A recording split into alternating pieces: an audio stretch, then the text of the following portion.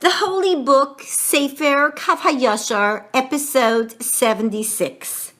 The prohibition against consuming yain nesach, literally wine poured out to idolatry, is well known. Our teacher Moshe, along with 70 of the elders of his generation, instituted a prohibition against drinking all non-Jewish wine, even though it was not actually used in idolatry. This was in order to prevent Jews from being led into immorality, as occurred in the incident of Zimri in Shittim, which resulted in the deaths of 24,000 Israelites. Bamidbar 25. The Kabbalists speak of this prohibition with the utmost gravity, warning of the severity of the punishment awaiting those who violate it.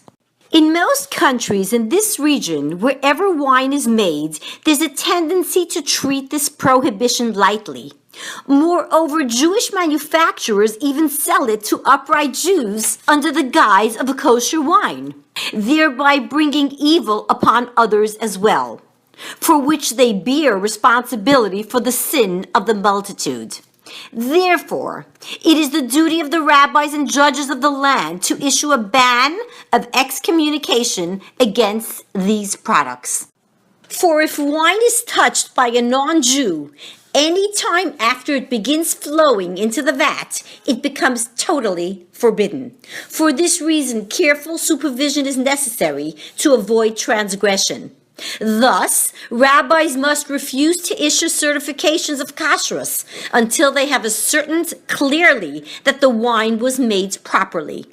The deeper significance of yain nesach is tied up with the three injunctions that the Holy One, blessed is He, imposed upon a Jewish king, that he may not multiply wives, horses, or money. Devarim 17, 16.17. The acronym for these three items is the word nesach. These three restrictions apply not only to a king, but even more so to an ordinary person. Many men are guilty of chasing after strange women.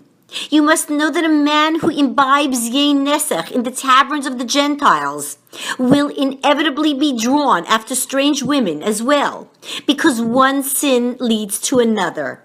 Pirkei Avos 4.6.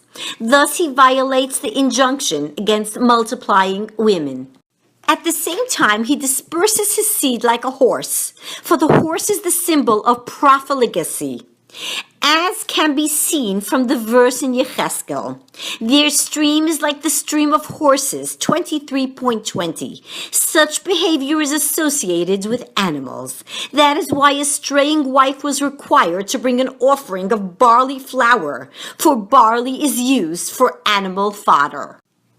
It turns out, then, that the word nesach contains the important hint that one who partakes in yain nesach will also be guilty of multiplying women, hence multiplying his seed like that of horses.